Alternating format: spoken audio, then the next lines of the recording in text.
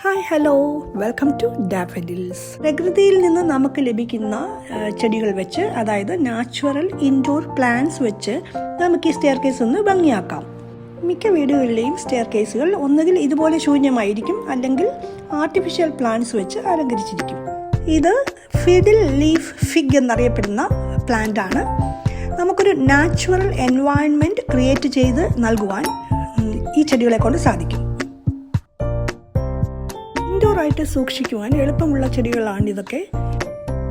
4-5 ദിവസം കൂടുമ്പോൾ bright sunlight നൽകണം. അപ്പോൾ വെള്ളവും ഒഴിക്കണം. എല്ലാ ദിവസവും വെള്ളം ഒഴിക്കേണ്ട കാര്യമില്ല. മാസത്തിലൊരിക്കൽ ഫെർട്ടിലൈസർ നൽകണം.